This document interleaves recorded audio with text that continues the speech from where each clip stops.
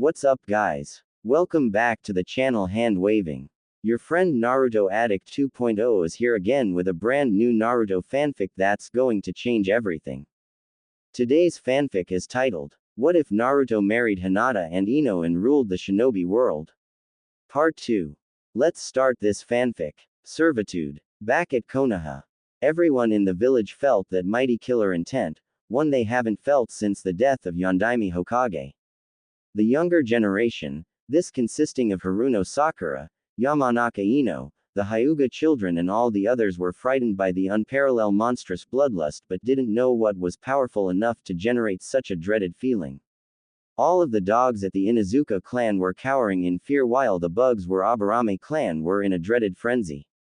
Elsewhere, Tsunade and Shizune felt that killer intent and they ran outside their house to see where it was coming from. It was no surprise that everyone fearfully stopped whatever it was they were doing upon feeling that killer intent. After sensing where the intense bloodlust was coming from, a look of terror and fear for the worst filled Tsunade's face when a realization struck her. Naruto! Tsunade screamed as she ran as fast as she could towards where Naruto was. Shizune followed close by as a number of Junins and all of the Anbu, and Sandaime himself ran as fast as they could to the direction Naruto and Kyuubi were. 10 minutes later, Tsunade, Sandaime, Shizune, Kakashi and all the other Junins and Anbu were making their way to the scene, with the killer intent becoming stronger and fiercer the closer they got. When they almost arrived on the scene, they suddenly saw a burst of unearthly white smoke bathe the entire area, followed by a very thunderous beastly roar. After several minutes of chaos everything was now serene and calm, and the monstrous killer intent was gone, as if nothing had happened at all. Is it over? A confused Shizune asked. Not bothering saying anything, Tsunade hurried to the location only find her son Naruto laying motionlessly face down on the ground unconscious, almost as if he was dead. Naruto! Tsunade screamed again as she and the others ran to Naruto. Reaching him first, Tsunade knelt and pulled Naruto to her. Upon seeing his arm, she noticed that his right arm suffered from severe abnormal charka burns. What she also noticed what an unfamiliar seal that was on his right palm, which was glowing and weakly flashing in a bluish glow. The seal looked like a circle that had within it something resembling a circulatory blood system with a symbol of similar to the spiral in the center of the seal.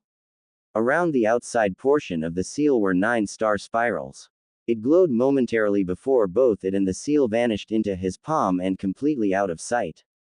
Turning her attention away from that for now, she looked down at his face and saw that some blood was coming out of his mouth, along with jagged designed-looking facial whiskers, which vanished off his face as though they were never there. She froze at the sight of his blood coming from his mouth, recalling what happened to Kawaki and Dan. Shizune, recalling Tsunade's hemophobia, went over to aid Tsunade and her kid, brother. In spite of her fear of blood though, Tsunade snapped out of her trance and tried desperately to heal him enough to stimulate a pulse, not wanting to lose another precious person in her life again. It would devastate her to no end should she lose Naruto, Sandaime and Shizune thought. Don't you dare die on me Naruto, cried Tsunade as some tears fell from her eyes and down her face, you hear me Naruto? Don't you dare die on me. I already lost one too many important people in my life and I'm not about to lose you. Sandaime and the others watched as Tsunade did what she could to heal and help her son. After a few moments, a pulse was detected. Though it was weak but it was enough to make it clear that Naruto was still alive. They wasted no time in bringing Naruto back to the hospital for further medical treatment. If anything, everyone wondered if it was Kyuubi that caused all this and if so, why did it take off before they arrived on the scene and left Naruto alive? Things just weren't making any sense. 5 days later, Naruto was in the hospital lying on the bed unconscious. His injuries were treated and bandaged, and he had an IV needle inserted into his left arm. He was still in a coma and haven't gained consciousness since the incident. Tsunade stayed at his side the whole time, checking on him every now and then. Jiraiya hurriedly returned back after learning about the incident that had the entire village in an upheaval, which Sandaime had to calm with much effort. He explained that an enemy force used some form of advanced and powerful genjutsu to deceive them into believing that Kyuubi has truly returned and set them into mass panic, which would have no doubt left them open to a surprise attack not by Kyuubi but by invading villages or nations.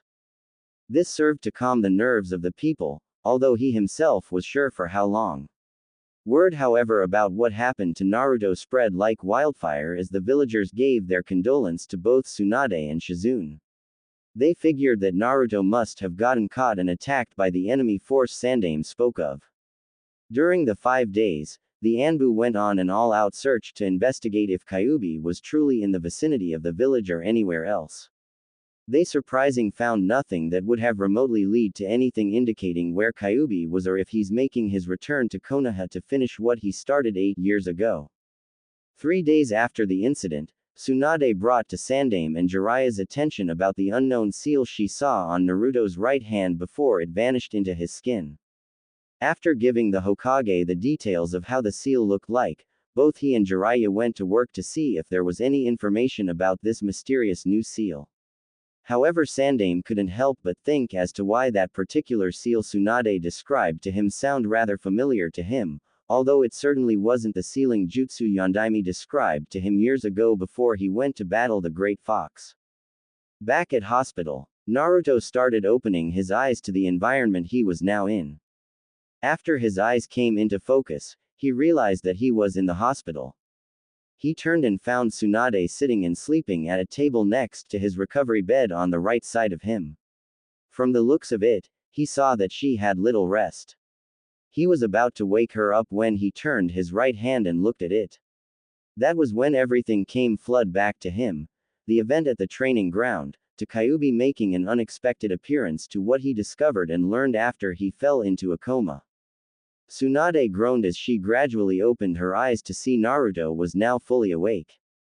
Naruto, Tsunade exclaimed happily as she embraced him tightly, I'm so happy that you're alright. Yes, Mom, Naruto choked, I'm fine, but your hug is crushing me. Embarrassed, Tsunade released Naruto, who gasped for breath. Naru-chan, Tsunade asked with motherly concern, are you hungry? I can go get you some of your favorite ramen from Ichiraku if you want.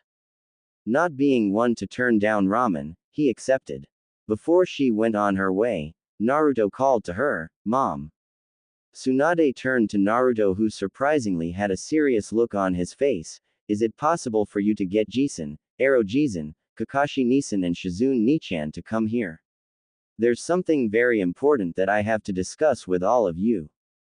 Tsunade nodded and went on her way, wondering if what her son had to discuss with her and the others had anything to do with what happened 5 days ago. 2 hours later, the people who Naruto requested were now present inside the room with 2 Anbu standing on guard outside the room. The Hokage instructed them that no one was allowed inside the room until he exited. Meanwhile inside, Tsunade and everyone else were ready to find out why Naruto requested their presence. But in any case, Sandaime and Jiraiya had some news of their own to share in regards to what they discovered about the new seal in Naruto's palm. Breaking the silence, Naruto asked, Jisen, is it possible to form a soundproof barrier? I don't want what's discussed here to be heard by anyone outside this room. How do you know that such a jutsu exists? Shizune asked. Naruto retorted, because my father told me just now. Everyone's eyes widened on hearing what he just said. What? Sandaime stuttered, you mean? Yes, Naruto replied while giving Sandaime his look requesting to activate the jutsu. Nodding, Sandaime went through a series of hand seals before activating the jutsu. A streak of bluish-white light went around the room before disappearing. Sandaime nodded that the jutsu was complete. Seeing this, Naruto continued, I'm now aware that Yondaime Hokage, my father Namikaze Minato, is sealed inside me. Everyone was silent in the room. They didn't know what to say or think. They figured that Naruto might be angry at them for keeping what they knew a secret from him after all these years. Seeing the looks on their faces, Naruto assured, I'm not angry at anyone if that's what you're thinking. My father told me everything in regards to the event that happened 8 years old when Kyuubi attacked the village and how both he and Kyuubi got sealed away inside me. Hearing those words sent cold chills down everyone's backs. It was true then. Kyuubi didn't die at all and was in fact sealed into Naruto after all. I bet you're wondering how both Kyuubi and my father both got sealed away, when my father supposedly was to be consumed by Shinigami after Kyuubi was sealed away. It's a peculiar story really, and it goes back to the time my father was preparing to do the sealing jutsu during his battle with Kyuubi. Everyone listened intently as Naruto related everything he was told to by Yondaime. When my father was on top of Gamabunta, he started initiating the required hand seals for the kinjutsu. But before he was able to do the final hand seals, Kyuubi unexpectedly lashed at him much to his surprise. In a sudden panic, my father raced and ironically formed the last hand seals incorrectly and called out the wrong jutsu, which resulted in an entirely different entity to appear, this one being Shigiri Megami. Sandaime and Jiraiya heads shot up on hearing this. Shigiri Megami, Jiraiya repeated, I thought she was just a myth at first. That was until I recently did some research on her. For your next limited edition of Ika Ika Paradise Books Arrow Jizun, Naruto interjected and teased, trust me, she's anything but what guys in their right minds would want to have perverted thoughts of. In spite of the seriousness of the situation in the room, everyone but Jiraiya couldn't help but burst into laughter at what Naruto just stated, much to everyone's surprise. Jiraiya blushed from both embarrassment and annoyance. How dare you mock my profession, Gaki, Jiraiya retorted indignantly. Sorry, but my father egged me into saying that, Naruto admitted. Jiraiya snorted, I can believe this. Minato, although smart and charming, was also a wise guy much like yourself when he was my student, mockingly, Neo Yondaime Hokage. Seriously though, Sandaime interjected, Shigiri Megami is no myth. She too can be summoned with a master kinjutsu. However, such a kinjutsu has been lost for many centuries, and as a result her existence was said to be nothing more than a lost myth. That ended when my father summoned her by a fluke, Naruto explained. Her kind of sealing is very much different than the one my father found originally, which summons an entirely different and darker entity known as Shinigami. Everyone nodded their heads to Naruto, confirming that they knew what he was talking about. Sandaime started, yes indeed. I recall now that Minato did look into finding that kinjutsu to summon Shigiri Megami once before some years ago, but was never able to find it either. After doing some research with Jiraiya on that specific seal on your palm Tsunade told us about, we learned some rather interesting things about it. That very seal on your palm is linked to Shigiri Megami's sealing known as Dorino Suru Fuin no Jutsu, which subjects the sealed into long-lasting servitude, entwining the soul of the sealed with the container's soul as a servant. In exchange for this kinjutsu's effects, the sealer pays the ultimate price by forfeiting him or herself to Shigiri Megami to be permanently sealed away into the same container as well, causing the sealer to have their chakra, knowledge, wisdom and his or her other attributes to be gradually absorbed by the container over the years. That's exactly what my father told me while I was in a coma, Naruto cut in. I met him in my subconscious mind after I fell into a coma 5 nights ago. He told me everything about himself and Naruto now had tears falling down his face, finding it difficult to speak. Tsunade was about to comfort him when Naruto continued, my biological mother, Uzumaki Kushina. Tsunade felt a pang in her heart, as she now started having tears build up in her eyes before they descended down her face. She wanted to tell Naruto the truth, but was never able to move herself to do so, fearing what it would do to the mother and son bond she formed with him. Over the years she really started seeing herself as the boy's mother and him as her real son. She grew strongly attached to Naruto as loving mothers do with their sons. A few soft sobs escaped her throat as her head lowered. This of course didn't go unnoticed. Tsunade-sama, Shizune said consolingly. Tsunade looked at Naruto, making direct eye contact with him. She didn't know whether or not he was angry at her for not telling him the truth after all these years. She was afraid that he'd hate and resent her for it. Naruto, Tsunade cried. Don't cry mom, Naruto said softly with tears of his own still fall down his face. It surprised Tsunade that Naruto still called her mom, and needless to say she found much joy in that. Although my father told me everything about the kind of person my birth mother was, Naruto continued, that still doesn't change how I see you. I love you and you're still my mom and you love and take care of me just how my birth mother would have. Overcome with emotions, Tsunade ran and embraced Naruto affectionately as a couple more sobs escaped her throat. These sobs now were sobs of joy. My little Naru-chan, Tsunade said happily. Come on, Naruto retorted, I'm not that little mom. Everyone laughed at the scene, even Tsunade as she wiped away her tears. Even still, Tsunade said with a smile and blush, you're still my Naru-chan. Sandaime smiled to himself. He was very happy for both Naruto and Tsunade, as was Shizune, Kakashi and Jiraiya. Naruto, after wiping away his tears, then said, my father was permanently sealed away into my stomach, and is gradually having his attributes infused into me. It sounds rather freaky and disturbing though. It's like I'm my own father. Everyone sensed the feeling of nausea that Naruto was feeling at that moment. It may sound that way, Sandaime retorted, however that's not the case. You won't turn into Namikaze Minato, Naruto. You'll just inherit your father's cage-level abilities and chakra as you grow up and mature, thus becoming a born Hokage, or Neo-Yondaime Hokage as Jiraiya puts it. Naruto spoke, although my father was sealed into my belly however, Kyuubi no Kitsune. Naruto removed the bandages off his right hand and revealed his now fully healed arm and palm. He continued, is sealed away into my right hand. That was when the same seal that Tsunade saw the first time appeared, this time everyone saw it. That's the very same seal I saw and explained to Sandaime-sama, Tsunade exclaimed. Indeed it is, Sandaime agreed, I was amazed myself after finding some lost information about that forbidden master jutsu after Jiraiya and I were told about it. The only thing is that we still weren't able to find the series of hand seals for that exact sealing.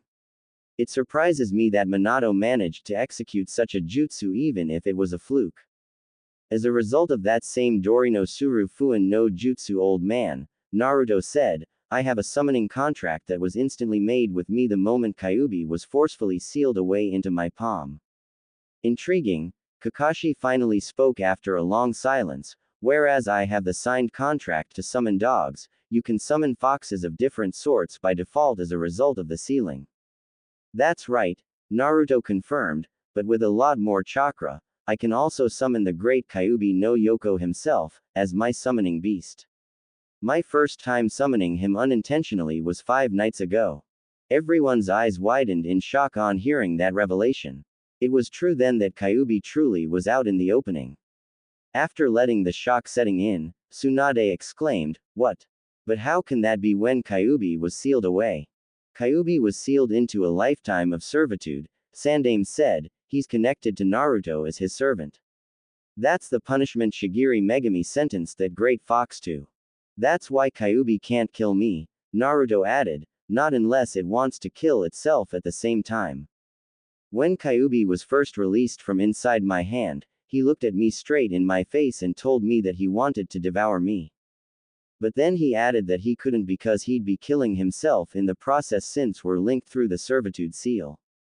Although I can summon the Kyuubi however, this isn't without a penalty.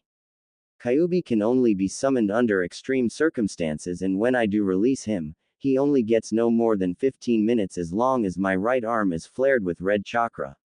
Should that time limit be exceeded after the red chakra has depleted, the flare will turn blue and begin consuming my life force. If that process isn't stopped, then I'll ultimate die along with the Kyuubi and my father. That explains the condition we found you in at your training ground, Kakashi said. Naruto nodded his head. Everyone was quiet as they absorbed and processed the new information they were given. After a few minutes, Shizune asked, what about those horrible nightmares you've been having? If anything I'm sure Kyuubi had something to do with them. He did, Naruto confirmed, that was because he was awakening after 8 years of lying dormant inside me. Those nightmares I started having over the course of 7 months were the results of his gradual awakening, and my body was adjusting to his awakening presence, which was why he was able to come out of my arm the first time without my control. Does that mean that you'll still be having those horrific nightmares? Tsunade inquired. No, Naruto answered, at least I hope not. I hate waking up screaming at night or in the morning for that matter. Who doesn't? Tsunade added. I lost count on the number of times you ran into my room and into my bed seeking sanctuary to confide in, not that I minded. I'll admit that it made me feel good knowing that you believe I'm your greatest source of protection. With a mock hurt and sad expression, Jiraiya said to Tsunade, you never allowed me to seek sanctuary in your bed when I had my nightmares.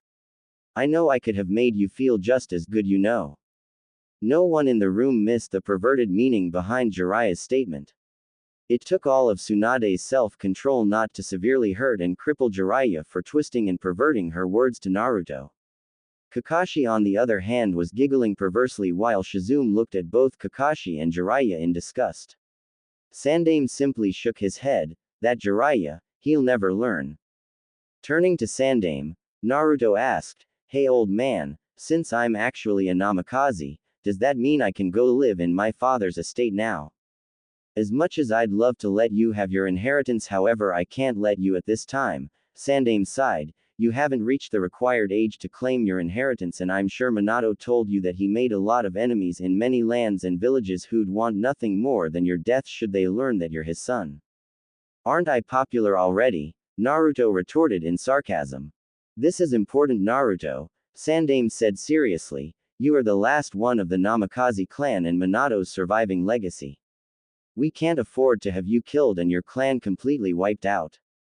Naruto. Sandaime sighed again. The Namikaze clan was once a mighty and prestigious clan in Konoha. They specialized in sealing, spirals, creating and mastering new jutsus. They were that advanced? Shizune asked.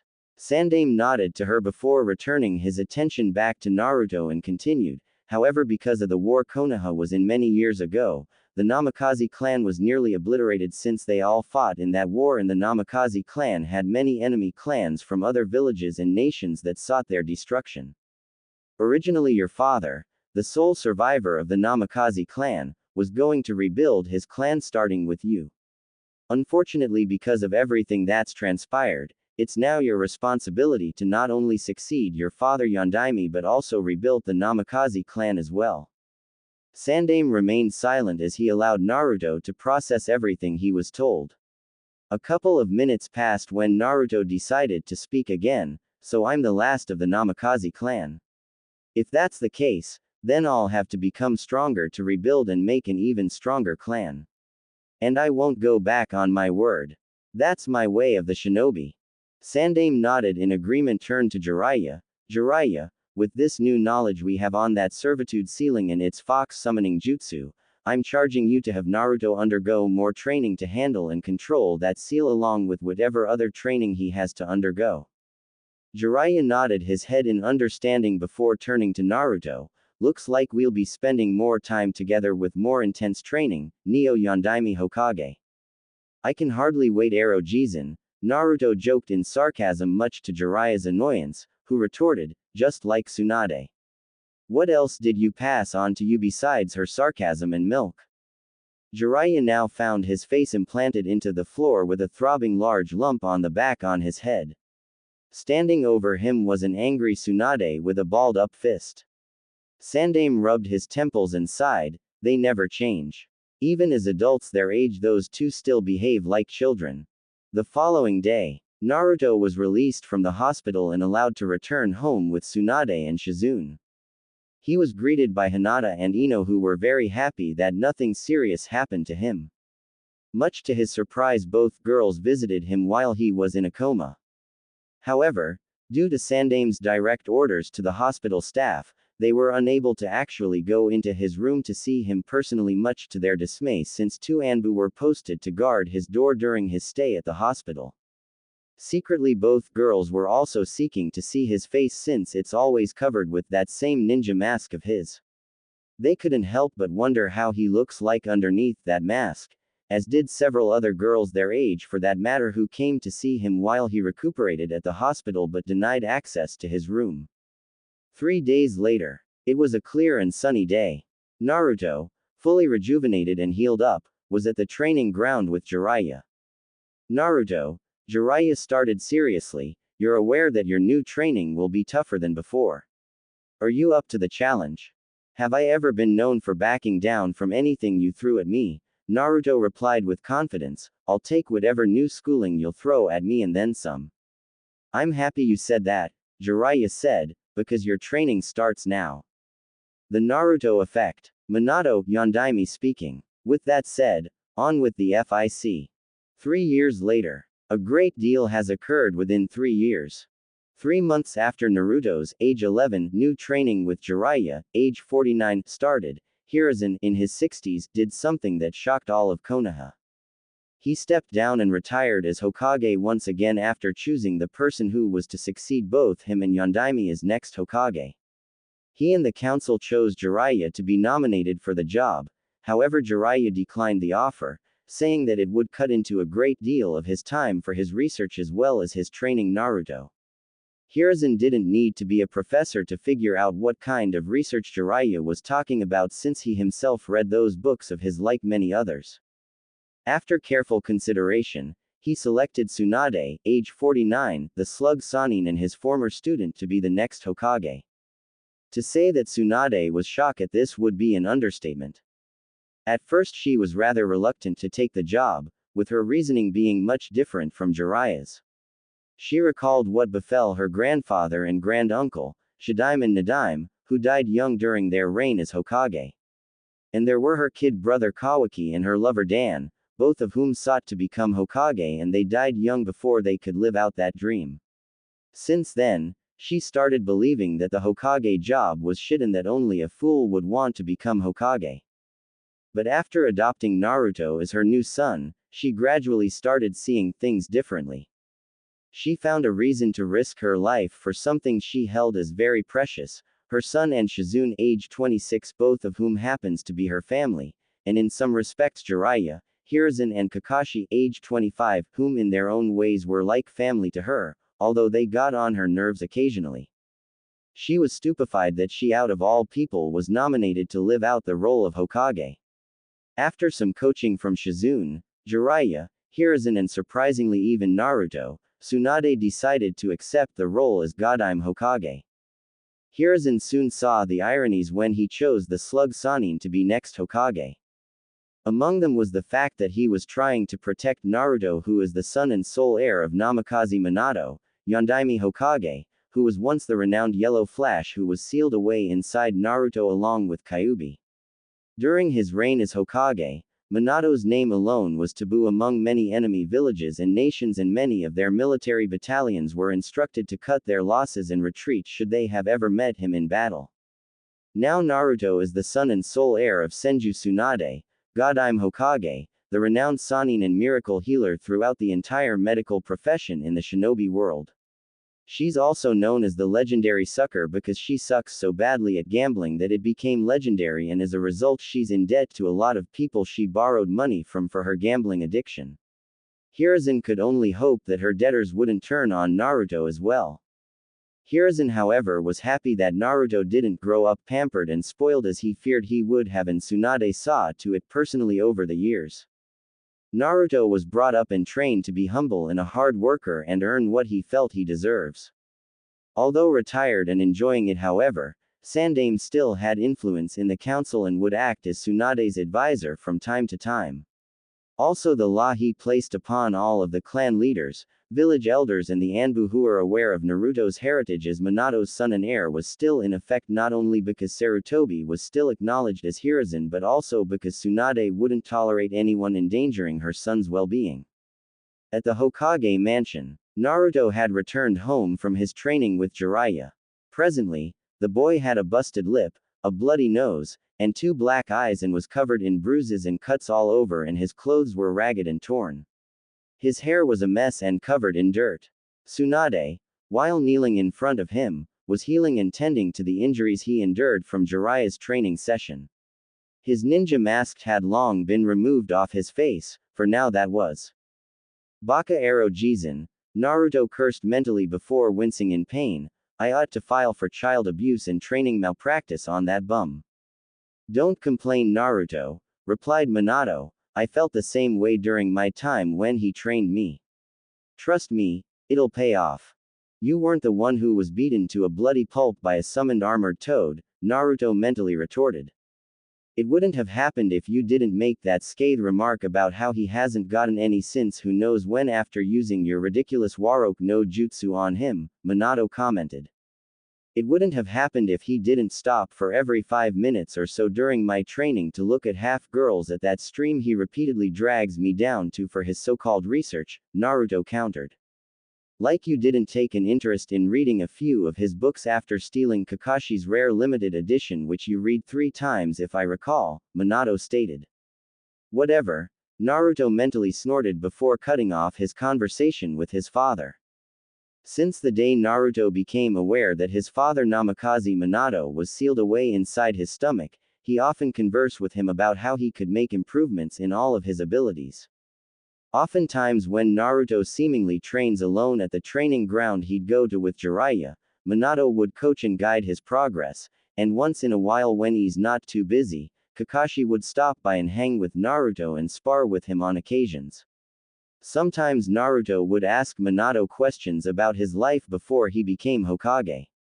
You really took a hard beating today, Naru-chan, Tsunade said. You're most fortunate to have been infused with my super strength, although more than half of it is still dormant.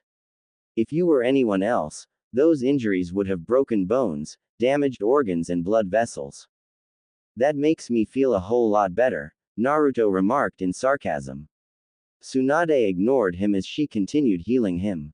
Since her inauguration as Hokage, she left the matters of healings and other medical issues to Shizune and the other medic nins and would enter the medic scene during extreme circumstances. But since this was her son, she'd take care of the matter herself. Although a large portion of my chakra is still dormant inside you, Tsunade stated, we'll have to work on how we can help you tap into it and use it at will. We will? Naruto asked excitedly. Tsunade smiled. Yes, however, as you train to awaken that sleeping chakra and use it to give you immense strength through near-perfect chakra control, you'll have to be very careful about how you use and apply that strength. It's not something to be taken lightly, as that strength is unquestionably deadly if not handled with caution. On the other hand, it can be powerful against almost anyone and anything. What do you mean almost anyone? Naruto asked. Did you forget already who's bigger and far stronger than you, my little Naru-chan? Tsunade teased, earning a snort from her son. He retorted, I'm not little, and I'll surpass you in time.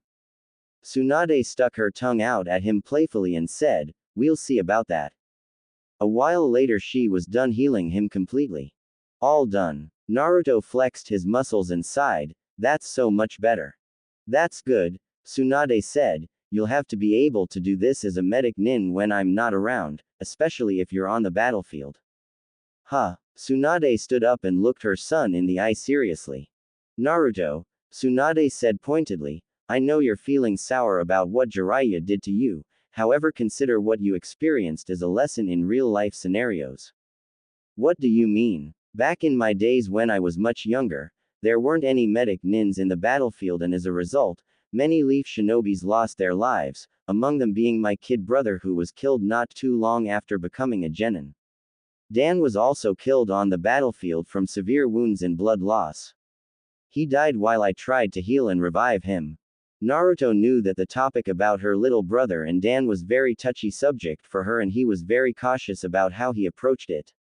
Tsunade wiped away her tears and continued, this is also an important lesson of being a medic nin.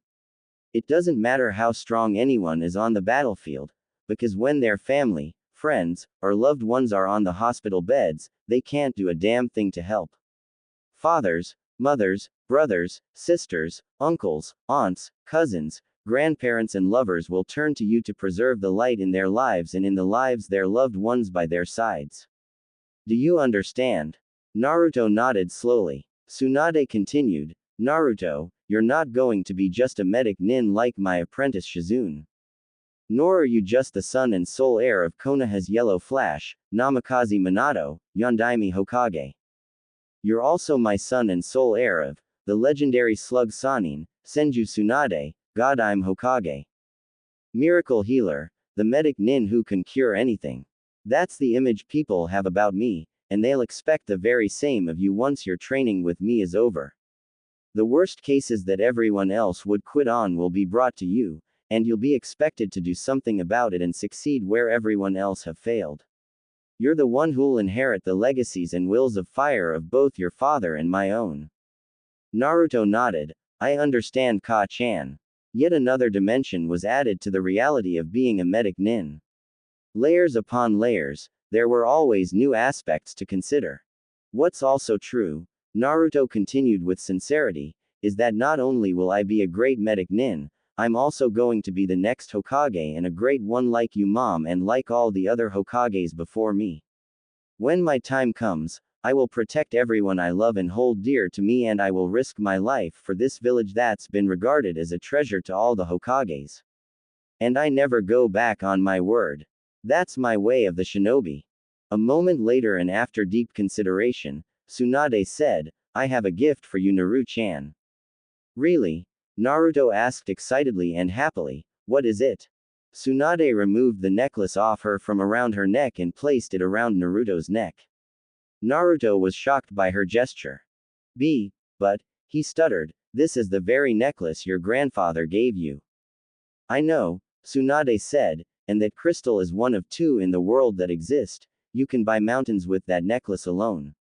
But keep in mind that with that necklace you carry the legacies of Shadaime and Nadaime, Nawaki, Dan, and the rest of our family ancestors.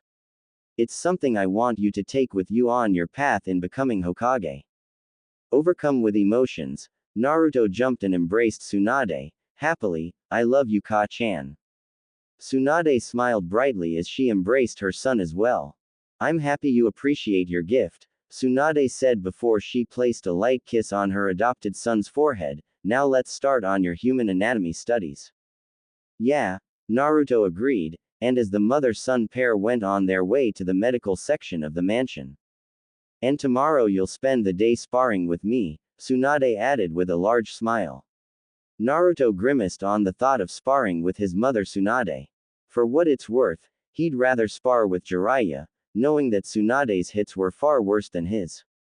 Hey, Tsunade said, don't give me that look. I did say that we'd have to work on awakening that dormant strength of yours, didn't I? You did, Naruto whined, but you hit so hard. She grabbed Naruto before wrapping her arm around his neck and giving him a hard noogie. Ka-chan, Naruto cried as he futilely struggled to break free. It's one thing to spar with your freakishly strong mother, but it's something else when she applies that strength for giving noogies. Tsunade laughed while watching her son's predicament. For the past couple of months, Tsunade got into the habit of giving Naruto playful noogies. 2 weeks later, Naruto was sleeping at his desk at the academy again. This time he looked completely drained and exhausted. He spent all night studying his mother's medical scrolls and practicing his healing and medic jutsus, and 3 days earlier he trained with Jiraiya on controlling his new seal and fox summoning. Naruto was sleeping between Ino and Hinata. Both girls took pity on Naruto seeing the state he was in. Hinata saw the look in Ino's face and knew what she had in mind. Both girls were tempted to see how he looked like underneath that ninja mask he wore. Hinata blushed at the thought but was too timid to pull it off. Ino, being the more abrasive type, moved closer to grab and pull the mask down when Naruto immediately jumped from his seat and stood in attention. Everyone else laughed at the scene while Ino mentally cursed and yelled at Iruka for ruining her chance to see the blonde's face. Yes, Iruka-sensei, Naruto said. Iruka, annoyed at Naruto's sleeping habits, stated, do you find our discussion on the 5 Hokages boring enough to put you to sleep? When your Ka-chan is the granddaughter and grandniece of Shadaime and Nadaime who taught Sandaime, who taught my Ka-chan and chose her as Godime after the death of Yondaime, who was trained by Jiraiya-sama, another student of Sandaime, what more can you teach me about them that my Ka-chan hasn't already taught me?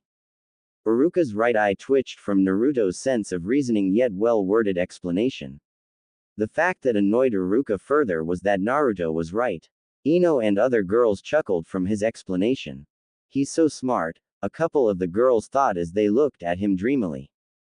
Well, Naruto, Uruka said, since it's your family we're talking about, it should hold your attention to say the least since they were the ones who built Konohagakure no Sato and contributed greatly to the medical fields and this village's history.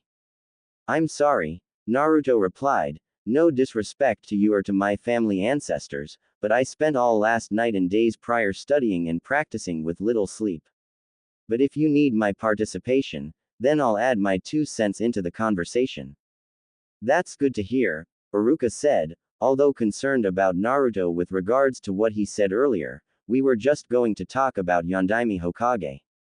Now that I can do, Minato stated.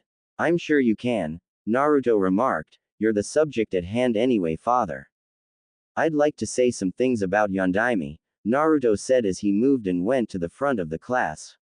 Uruka stepped aside and gave Naruto the spotlight. Okay, Naruto, Uruka stated, what would you like to say about Yondaime Hokage? Looking at the class, Naruto started. Yondaime Hokage, whose real name is Namikaze Minato, started off like all of us here. Like some of us, he had no inborn skills or bloodline limit that we know of. After becoming a genin, he became a student to Jiraiya the legendary Toad Sannin along with 2 other genins. Under Jiraiya's tutelage, he gradually started making new advancements.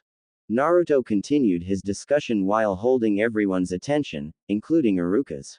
The class were amazed at how much he knew about Yondaime in such details. The girls just looked at him dreamily, like how they would do with Sasuke. You'd think Naruto lives with the man, Kiba whispered to Shikamaru, who replied, how troublesome. Snorted Sasuke in boredom with his arms crossed. Naruto continued, years later, Minato became the teacher to 3 genins, these being Hatake Kakashi Nisin, Rin and Uchiha Obito. Sometime later though, Obito was killed and Rin left Konoha with no one knowing anything about her whereabouts or what became of her. In all accounts, she's possibly dead.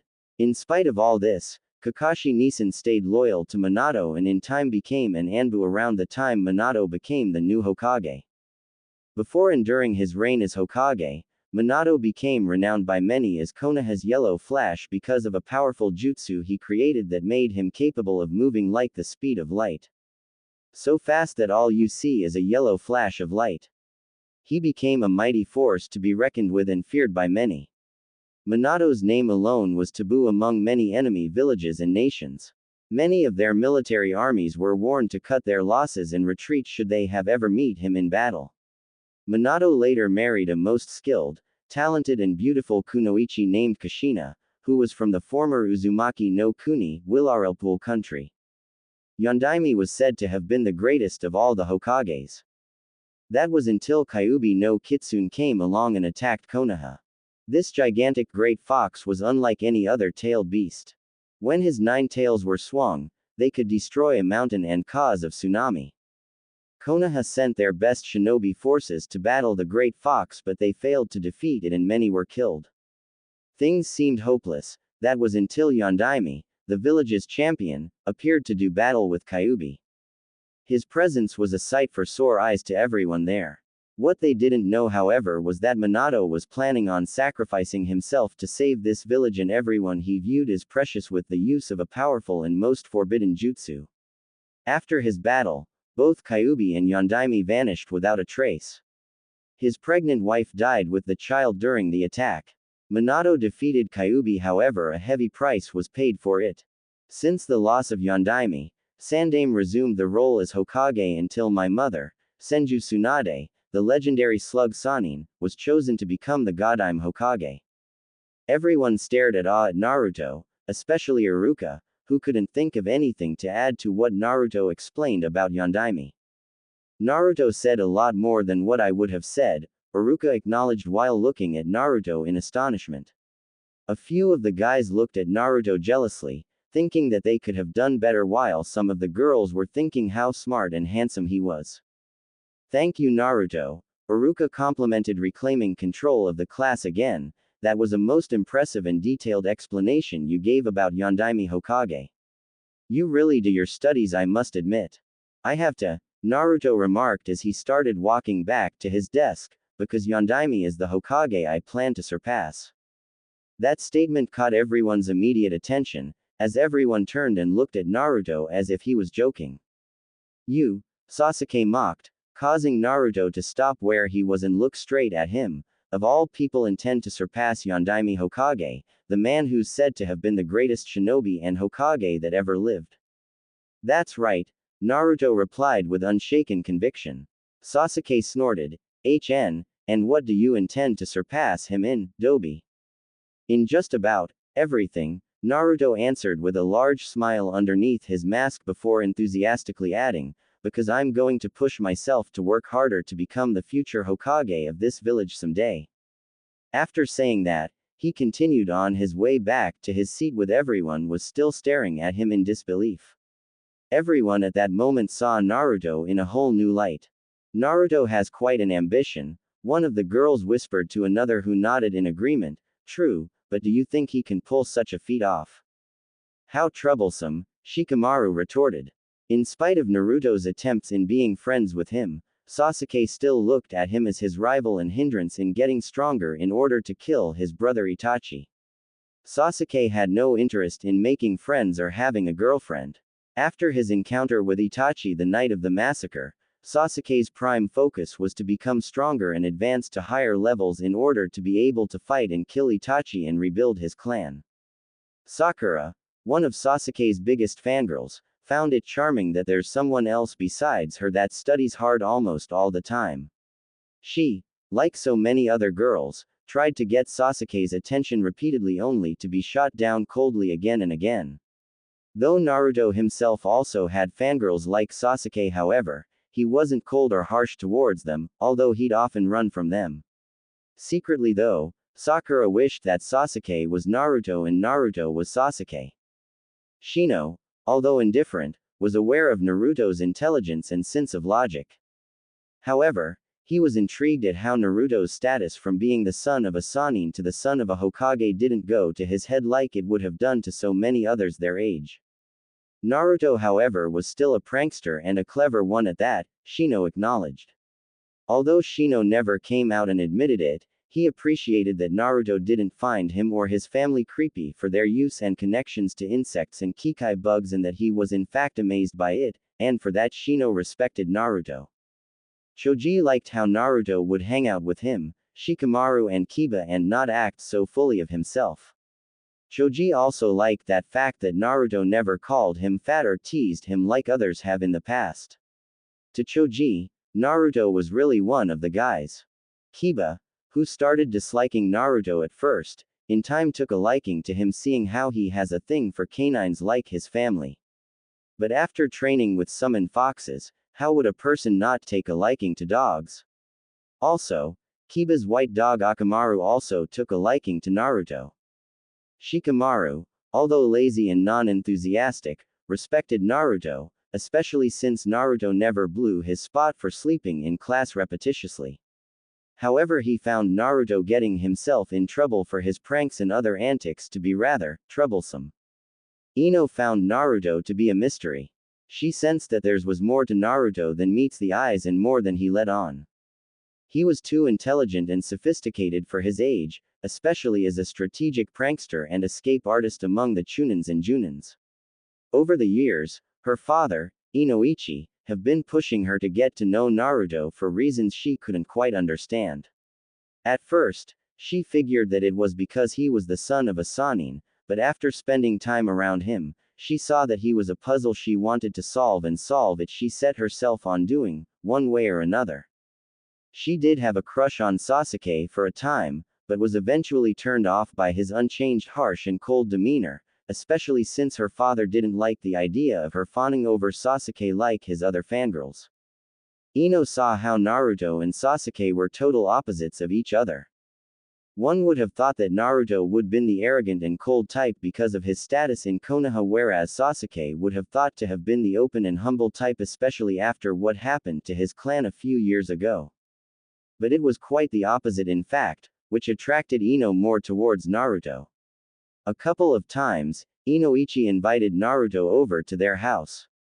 Oftentimes though, Inoichi would try to fix it in a way that Naruto would be around his daughter for the majority of the time. His wife caught on to this, however the thought of her daughter being matched with the son of a Hokage was most appealing, so she did nothing to hinder what her husband was trying to do. Instead she encouraged it. Hinata appreciated how Naruto treated her since the time they became friends. Over the years, he'd spar and practice with her and help point out and correct her mistakes. He didn't look and treat her like she was weak or a disgrace like her family had. In time, she slowly started stuttering less and improved in her skills and speech. Naruto even allowed himself to be used as practice for her Byakugan. On several occasions though, Hinata suffered from nosebleeds for seeing more than she should have. Naruto however didn't know whether or not it was intentional, but he'd tease her about it by asking her if she liked what she saw, only to cause her to blush even redder before fainting from the thought alone. Hinata however, was surprised that she never tried to see through his ninja mask using her bloodline limit, and whenever she thought about doing it, she'd be too shy to actually execute it. Her father Hiashi was impressed and pleased with Hinata's progress and surprising improvements. He was no fool though, he knew that Naruto had something to do with it and as a result, he encouraged Hinata to associate more with Naruto and try to get to know him on deeper levels. Hinata was shocked that her father, as harsh as he could be towards her because of her past failures, was praising and encouraging her, and it was all because of Naruto's influence. Eagerly seeking to heed her father's encouragement, Hinata sought to get to know her major crush even more. Hiashi had even invited Naruto over on several occasions and allowed him to socialize and train with his daughter. Sometimes, Hanabi, age 6, would eavesdrop on them to see what was going on. She didn't know what her father saw in Naruto, besides some weird kid who wore that same ninja mask all the time and seemingly never takes it off. The following day, Naruto and all of the other students were all outside at the practice area. They were all going to practice throwing kunais at human-shaped targets. Some of the students had better time aiming and throwing the kunais than many of the others. When it came time for Sasuke to throw his kunais, he threw them with time precision accuracy. The girls marveled at how efficient Sasuke was at throwing his kunai right on the bull's eye. Naruto stood there quietly as he waited patiently for his own turn while bored out of his mind. Even Ero Jizen's training was more fun than this, Naruto thought, pity that no one knows I'm secretly training with him. Or with me for that matter also Naruto, Minato added, and Tsunade-sama. True, Naruto thought. Naruto, you're up, Iruka announced. Naruto raised his head as he went over to his wooden human target stand. Good luck, Dobi, Sasuke mocked. Naruto ignored him and picked up his kunais. Standing a long distance from the target, Naruto ran back and forth from left to right as he aimed and launched his 3 kunais at intended areas of the target before throwing the last one straight into the bull's eye. Sasuke smirked and stated, I made all 4 bull's eyes and you only made 1. If you were as smart as everyone thinks you are, you'd have stood still and threw your kunais at the target like everyone else. I'm afraid Sasuke's right, Naruto, Iruka commented. If you'd have stood where you were supposed to, you'd have possibly managed to hit more than 1 bull's eye. That may be true, Naruto looked at Iruka and said, however if you look carefully Iruka-sensei, if that target were an actual person, each section I threw my kunais at would have meant an instantaneous death. Enemy shinobis won't allow us to get bulls to their hearts. We'd have to know where else they can be effectively taken down. Iruka looked at the target and saw what Naruto was talking about. The first kunai was embedded deep into the forehead, the second straight into the jugular, the third at the liver and the last one straight through the heart. Naruto executed all this while he was running unlike the others, Iruka acknowledged. You're right, Naruto, Iruka agreed, for each spot you launched your kunais at, it would mean immediate death for the target. I'm amazed you managed to pull off such a feat and knew exactly when and where to hit it while in running motion. When you study the human anatomy in depth, Naruto said, you learn a thing or two. Iruka sensed that there was more to Naruto than meet the eyes, aside the fact that he's the son of the Hokage. He wondered if perhaps Tsunade had something to do with this since she was an ace medical specialist. Who is this kid? Iruka wondered as the Ino, Hinata and the other girls circled around Naruto and praised his accomplishments. Sasuke decided to ignore them until. That was amazing. You might reach or even break Itachi's record at this rate, said one of the girls. Hearing that remark made Sasuke's blood boil. There was no way he was going to be outstaged by Naruto. Sasuke saw that had to push himself harder if he was to become stronger to kill his brother and outdo Naruto, who he felt was supposed to be the Dobi, not his equal or superior.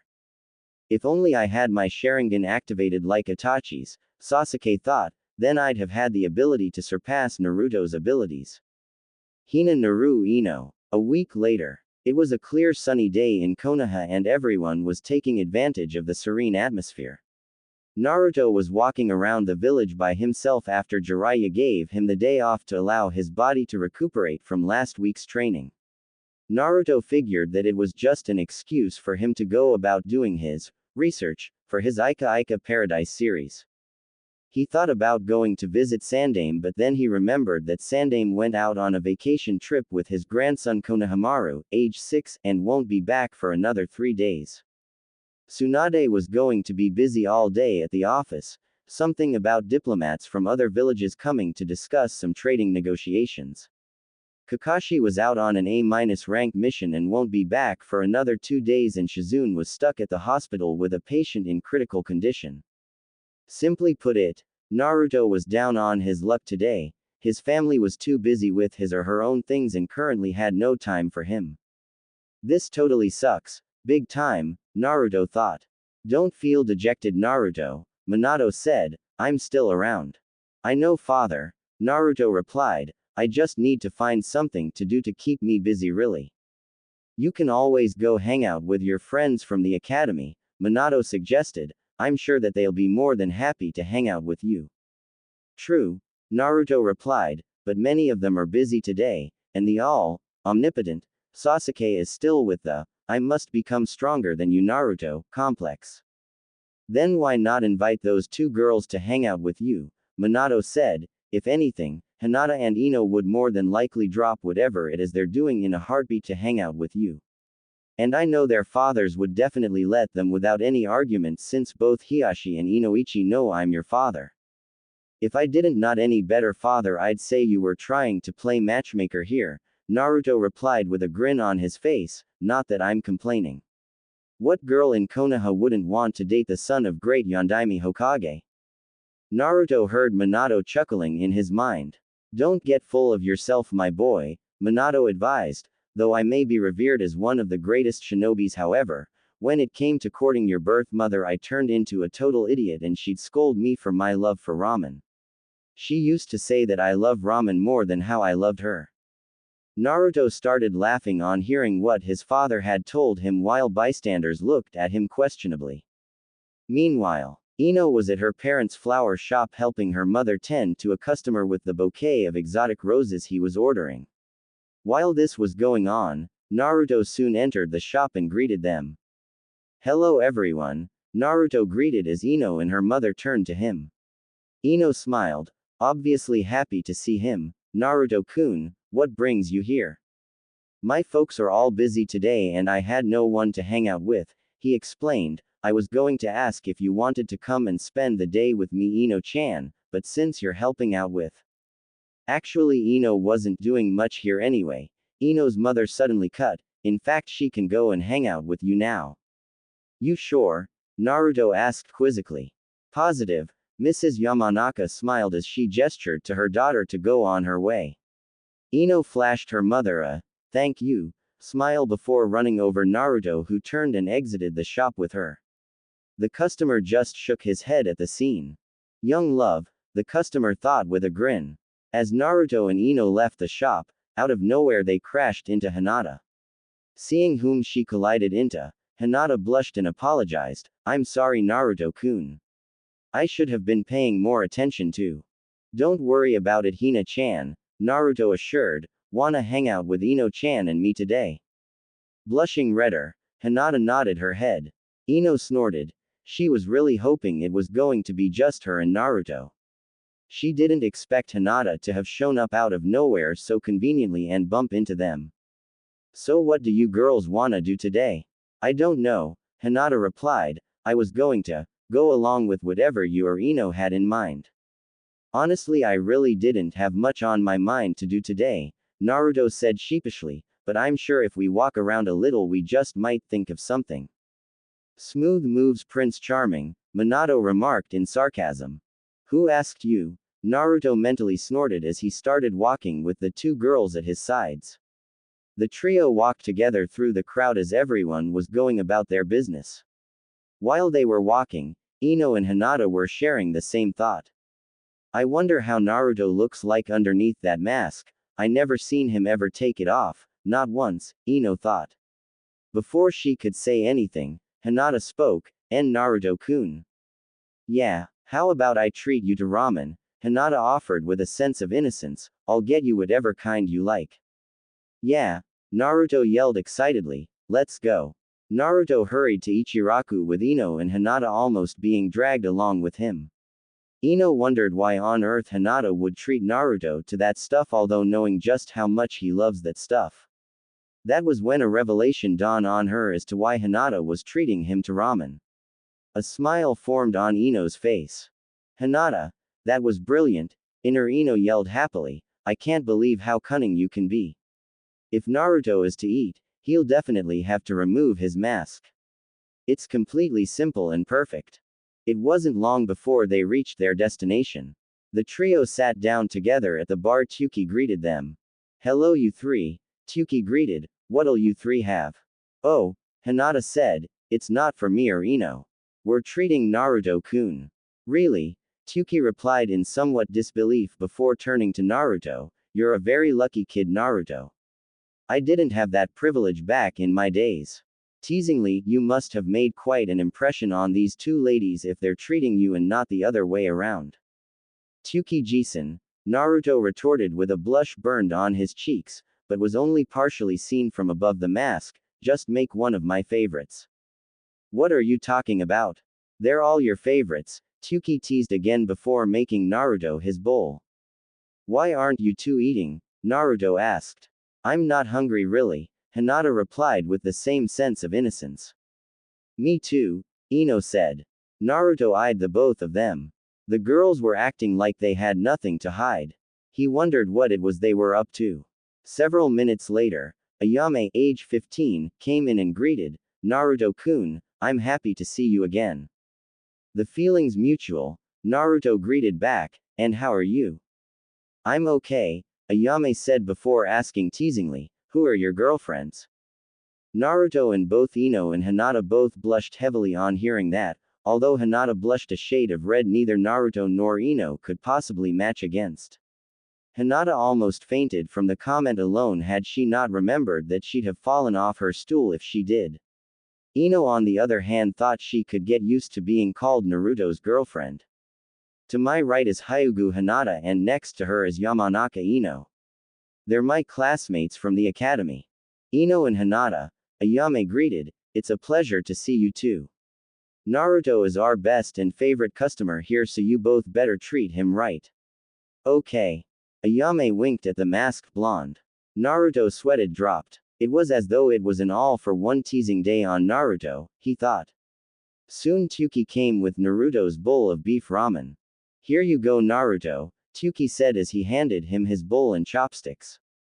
Thanks, Naruto replied happily as he inhaled the steam from the bowl with the chopsticks in his hand. Ino and Hinata looked on at him quietly. Naruto looked at his bowl while feeling two pair of eyes staring right him. Turning to the two girls, he asked, why are you two staring at me? We're not staring, Ino replied, just waiting for you. That's all. Hinata just fiddled with her fingers as though she was nervously waiting for something. He looked at them suspiciously before shrugging. Turning back to his bowl, Naruto moved his hand to his mask. Hinata and Ino held their breaths as they awaited him to remove it. Hey Ino. Hinata. Both girls yelped in surprise as they turned to see Kiba appearing from behind them with Akamaru in his jacket. Choji, Shino and Shikamaru followed close by as they entered the small diner. What are you two doing here? Kiba asked. Ino replied, what do you think? We're here hanging with Naru. That was when both Ino and Hinata turned to face Naruto, who now had his mask back on his face with a satisfied smile hidden inside the mask. The bowl in front of him was completely empty of all its contents.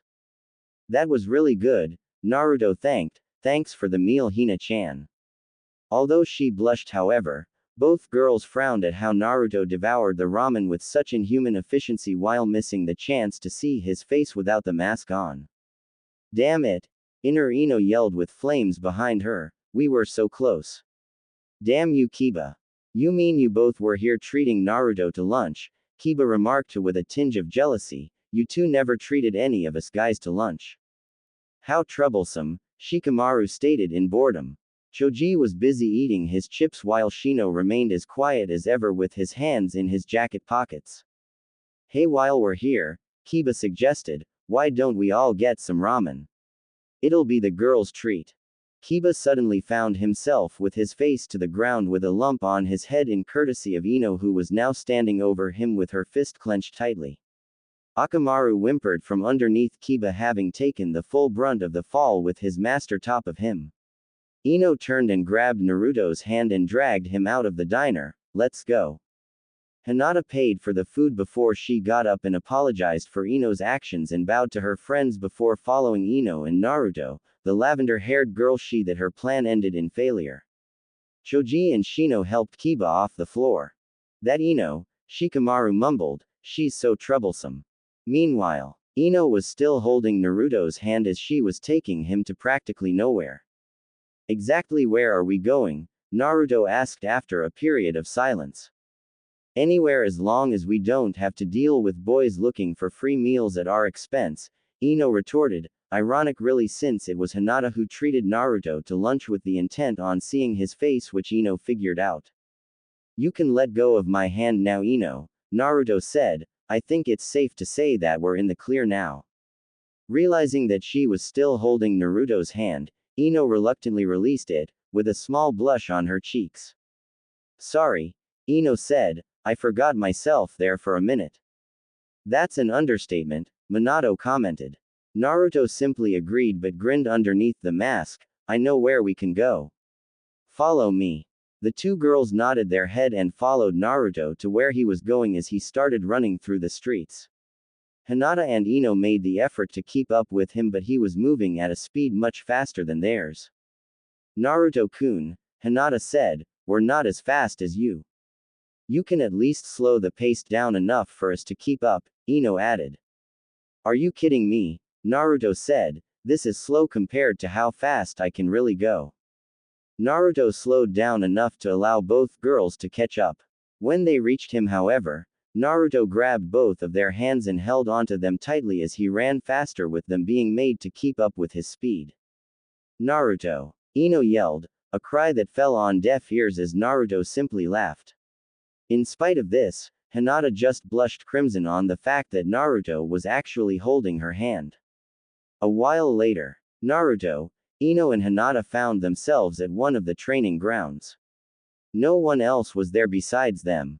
Both girls were taking in large gasps of air, almost as though they were deprived of oxygen. Come on, Naruto teased, how do you both hope to become great kunoichis if you're complaining about being out of breath already? Well, forgive us for not possessing your stamina, Ino shot back. There's nothing to forgive, Naruto replied, you both will just have to work harder like I do, especially if you both want to maintain those nice figures of yours. That last comment caught Ino and Hinata off guard, as they both blushed and looked away shyly. He thinks I have a nice figure. Hinata and Ino smiled and thought at the same time, does that mean he likes me? Naruto smirked as their reactions. Breaking whatever thoughts they were daydreaming about, Naruto said, hey, who's up for some sparring? The girls broke out their dreams to look at Naruto incredulously. Spar with you, Ino said, when inner Ino suddenly said, this'll be perfect. That way I can yank off Naruto's mask and see how he really looks like underneath it. He must be hiding something if he's always wearing that mask all the time. I accept, Ino replied. And you Hinata, Naruto offered, you two can double time me if you want. He's making this too easy, Inner Ino shouted happily as though victory would be quick and sure. Are you sure Naruto-kun? Hinata asked. Naruto replied, trust me, your hits couldn't possibly be anywhere near as hard as Ka-chan's. Oh yeah, Ino shouted, we'll see about that. And with that Naruto took a fighting stance as the girls did likewise. Hinata activated her Byakugan and assumed the Hyuga fighting stance. Naruto eyed both females cautiously, as they all wondered who was going to begin the spar. Anytime now, Naruto invited, I don't have all day. So you either come at me or. Naruto didn't finish his speech when he suddenly dashed at the girls who were caught off guard by his actions. He did a palm strike to their chest, sending them flying backwards off the ground momentarily before they landed down on the ground in a thud. I'll come at you, Naruto said with a grin on his covered face. The girls soon got up from off the ground. Ino saw that parts of her clothes and hair now had dirt and bit on grass on them, as did Hinata. You're gonna regret that, Ino declared as she and Hinata readied themselves to attack. Come make me, girlfriends, Naruto taunted while doing a hand gesture inviting her to come at him. Ino and Hinata charged at Naruto at full throttle, throwing as many punches as they could at him. Naruto simply dodged and evaded every last one of them as though he was taking a walk through the beach. During this process, Ino made several attempts to grab and pull off his mask, but he was too fast for her to make contact. He jumped away from them, but Hinata followed in hot pursuit. Stopping, Naruto charged at Hinata and threw fast punches, kicks and palm strikes at her. Hinata dodged, blocked, and evaded his attacks as they came, and she threw punches and kicks of her own. Ino soon came and rejoined Hinata in battling with Naruto. If one was looking carefully, you think Naruto was dancing ballet with both girls at the same time, seeing how fluid and swift his movements were. Naruto soon started moving faster, making it harder for Ino and Hinata to keep up. Sudden as Ino and Hinata charged as him, he dashed past them at a speed their eyes couldn't see. Seconds later, they found themselves falling to the ground flat on their faces. When they tried to get back up, however, to their horror they saw that their legs didn't work anymore. My legs, Ino cried as she tried to push herself off the ground, I can't feel my legs. Hinata was in shock at what just befell them. Did Naruto cripple them, she wondered? It was supposed to be a friendly sparring match. Naruto walked over to them and with his index finger, he hit a certain section on their backs. When that was done, he stood in front of them with a grin on his masked face. Ino-chan, Hina-chan. You two can stand up now, he said. Is that some kind of joke? Ino barked, this is all your fault. We can't move our legs. Really? Naruto said as he moved and grabbed one of their 2 feet, removing their sandals before tickling their feet. Ino and Hinata laughed hysterically as they struggled to break free, senselessly not realizing that they were kicking Naruto with their other free foot. Naruto released them and said, your feet seem fine to me if you both can kick that hard.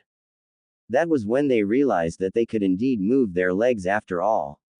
Putting their sandals back on, Hinata asked, why was it that we couldn't move our feet for a moment?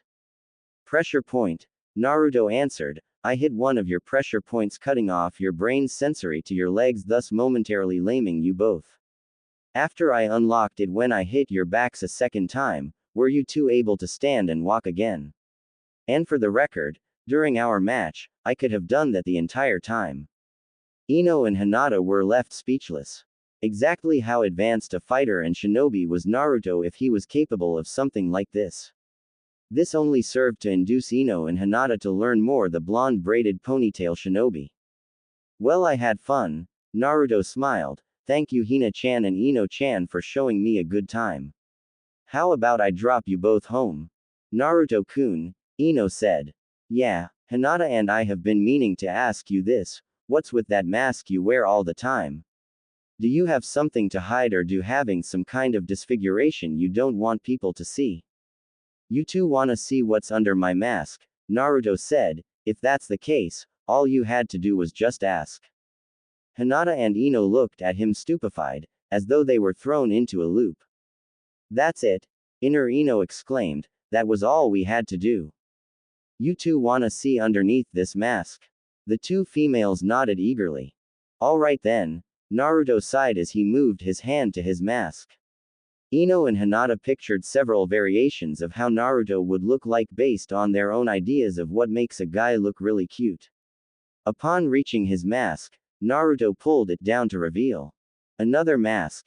Ino shouted in disbelief before her and Hinata went into a daze and fell backwards. Naruto chuckled to himself as he went over and picked up both girls, carrying each of them over his shoulders as he walked off with them back to the village. Too bad they didn't ask to see underneath the second mask, Naruto thought with a smile, they'd have seen my face that time. Oh well. An hour later, Naruto was standing on top of the roof of one of the buildings. Both girls were still knocked out. He gently set Hinata and Ino down before picked Ino up again, carrying her bridal style this time as he made his way to her house. After dropping her off to her father Inoichi and explaining what happened, Inoichi took and carried his daughter to her bedroom after giving his goodbyes to Naruto. With that task done, Naruto then hurried back to Hinata. Reaching her, he lifted and carried her bridal style and hurried to the Hyuga compound. 30 minutes later, Ino opened her eyes and found herself back in her bedroom. She sat up and asked aloud, "What happened? I don't remember coming back here." A minute later, the door to her room opened. She turned and saw her father entering the room. "Ino, you're awake." Inoichi smiled. "Naruto carried you back all the way home. He said that you and Hinata wore yourselves out to exhaustion while sparring with him. The boy must have some stamina to be able to go toe-on-toe with you two girls and then carry you both all the way home after you and Hinata passed out. From what he told me, both you and Hinata made quite a team giving him a good fight. He said that you girls should spar with him again sometime." Ino knew why she and Hinata passed out and was surprised that Naruto covered for both her and Hinata. She couldn't imagine the embarrassment she'd have experienced were Naruto to tell her father what really happened, although most of what Naruto said was true. For Inoichi, his only regret was that he didn't have his camera with him upon seeing his sleeping daughter being carried home by Naruto. He'd have never let her hear the end of it. Meanwhile, Hinata had already woke in her room, surprise in her expression. She wondered how she got back as she got up and left the room only to see Neji, age 12, making his way toward her room. "Hinata-sama," Neji greeted with a cold demeanor. Hinata partially fidgeted, but not like she used to. "Neji-Nisan," Hinata replied back. "You finally woke up," Neji said. "Naruto-sama carried you back here." "He did?" she asked with a reddened face that held a small smile of joy. "He carried me all the way back here." "Yes, and he dropped off Ino as well. He explained to Hiyashi-sama that you and Ino were sparring with him until you and Ino wore yourselves out to the point that you both passed out. Hiyashi-sama was most pleased with the details Naruto provided him with about your style of fighting." Hinata was in her own world now. Not only did Naruto carried her all the way home, but he put a good word in with her father. Had Naruto told Hiyashi as to why she really passed out, she could only wonder how her father would have reacted. Still, she knew she gave Naruto a good spar, as she usually tries to do whenever they spar together. "I'll be on my way now," Neji said with same demeanor as he turned and walked off, not giving her a second look. Neji couldn't believe how Hinata had improved from the way he remembered her to be. Still, Neji believed that fate can't be changed, and that Hinata, in spite of her evident improvements, won't change at all. Elsewhere, Sasuke was walking through town with Sakura following close by. He sighed to himself that Sakura wouldn't leave him alone for once. As this was going on, they soon saw Naruto walking towards them from the opposite direction. "Hey Sakura." Sasuke, Naruto greeted. "Hey Naruto," Sakura greeted back. "Where are you coming from?" Just came from dropping Ino and Hinata off at their homes after spending the day sparring with them, Naruto answered. Those two were relentless. Sasuke snorted, at least those two girls know how to spend their time, rather than wasting it being flirts like some annoying pink-haired fangirl I know of. Sakura made a mental note to get all of the details from Ino about what happened. It was definitely something she had to get the latest info on.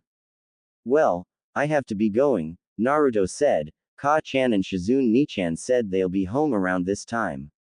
See ya. With that, Naruto continued on his way home, leaving Sasuke and Sakura. So Sasuke-kun, Sakura said, you wanna spar with me sometime?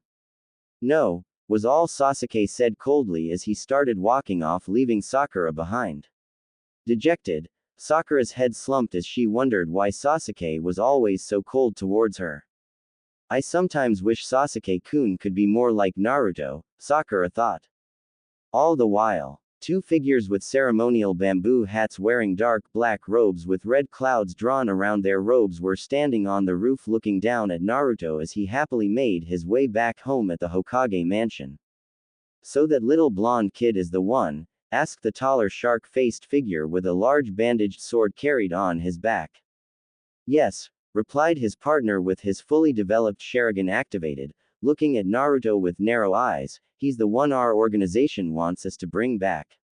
But we'll wait a while longer. The shark man simply nodded before they vanished from the roof.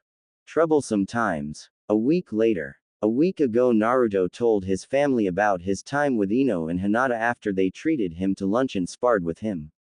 Jiraiya was rather amused at the fact that Naruto had two girls who were interested in him and not just as everyday typical fangirls. Tsunade and Shizune weren't surprised at all. Tsunade though teased her son at how he would grow up to become a true ladies' man. Jiraiya, being who he was, told Naruto that he would give him some copies of his rare limited edition Ika Ika Paradise books showing how he could give Hinata and Ino a really good time. This of course earned Jiraiya a free flight into the Hokage monument in courtesy of an enraged mother named Tsunade. Sandaime was also told the story by Naruto after he returned with Konohamaru from their vacation away from Konoha, and in turn Sandaime told Naruto about his fun time away with his grandson. Although Sandaime didn't voice it, he saw it was a chance for Naruto to revive and rebuild the Namikaze clan and re-establish it as one of Konoha's strongest clans once again after he becomes of age to marry.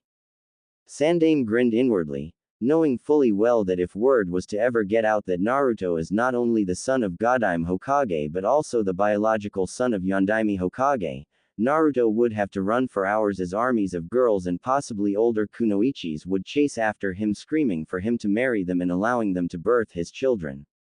Present day, at the Hokage mansion, Tsunade and Naruto were looking at each other with narrow eyes, awaiting the other make the first strike. Kakashi, Shizune and Tsunade's new pet pig Tun-Tun, which she was carrying in her arms, were watching the duo, wondering how this mother and son duel would end. Neither of the two opponents was willing to back down. It's not too late, Ka-chan, Naruto warned, there's still time to back down. Like I'd ever submit to you, Tsunade retorted with unbroken determination, I'm not afraid of you. It's your funeral, Naruto replied, your move. I'll match you. Full house, kid, Tsunade grinned smugly, putting down her cards on the table both her and Naruto were sitting at. Naruto made a sound and proceeded to look at his cards at great length, shuffling them around. Mother and son were going for broke in this game. Well, the impatient Hokage finally said, what do you have? I have a bunch of red guys, a 10, and an ace, Naruto said, putting down his cards. That's good, right? Tsunade stared dumbfounded at the royal flush of hearts.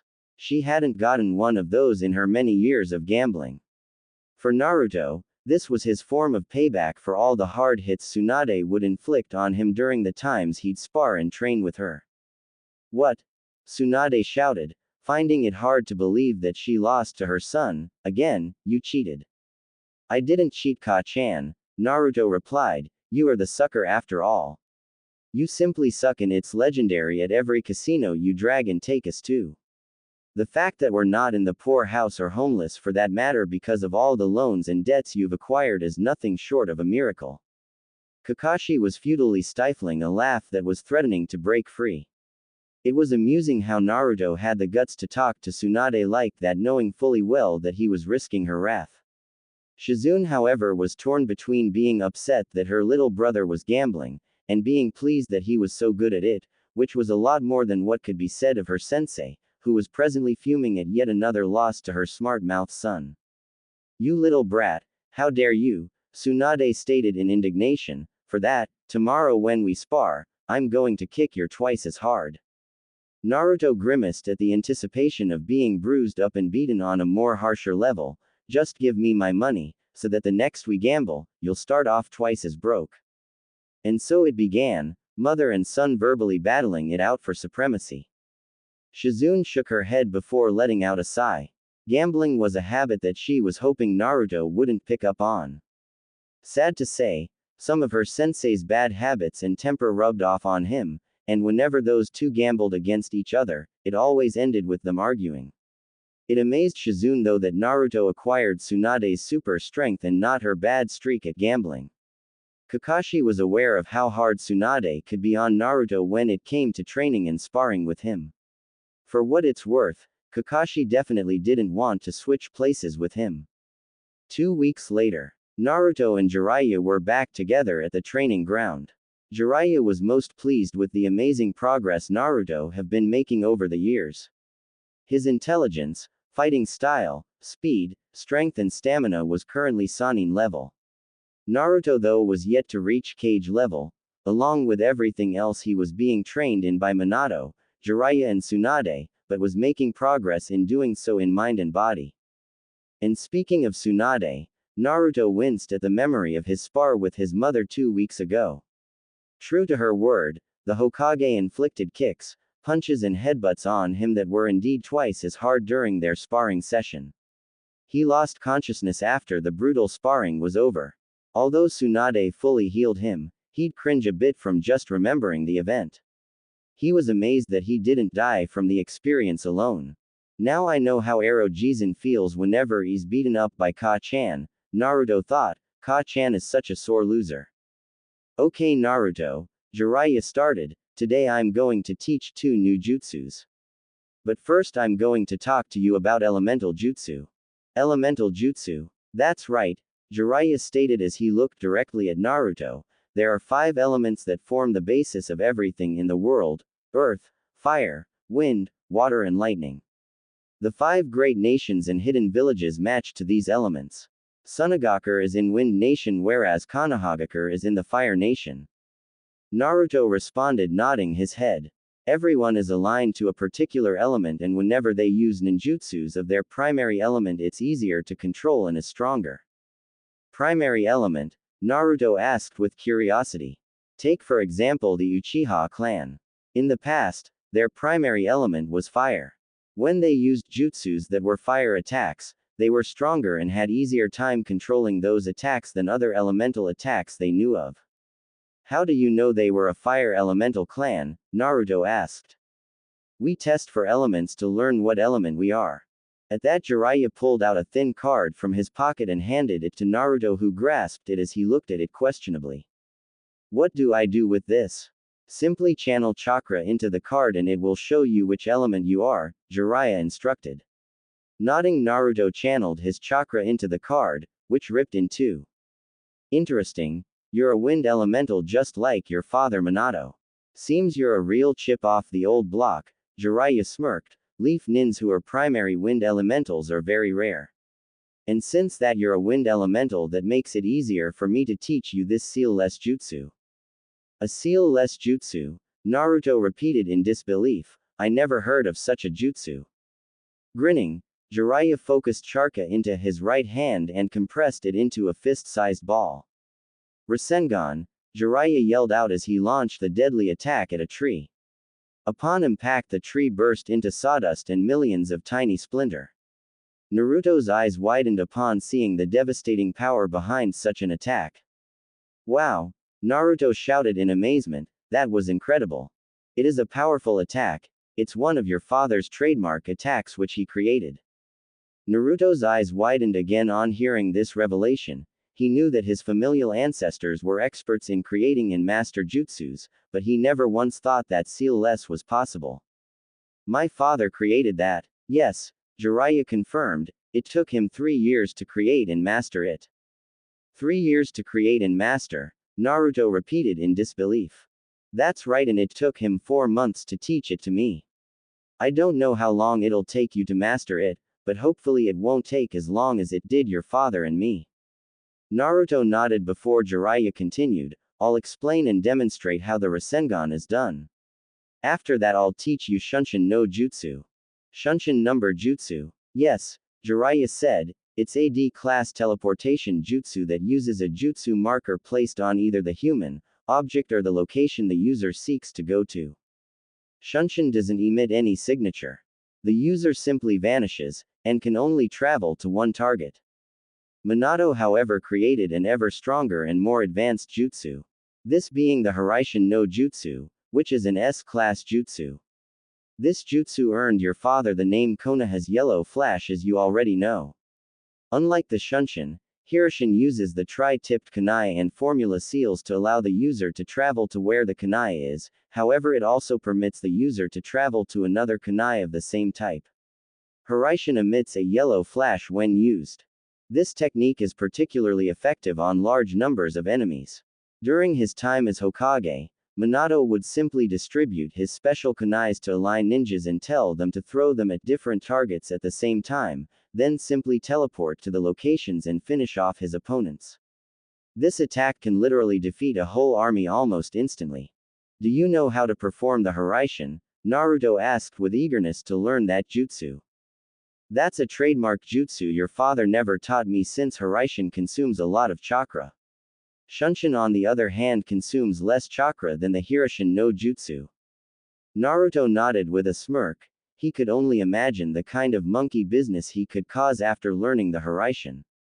Naruto was about to say something but suddenly passed out and fell to the ground.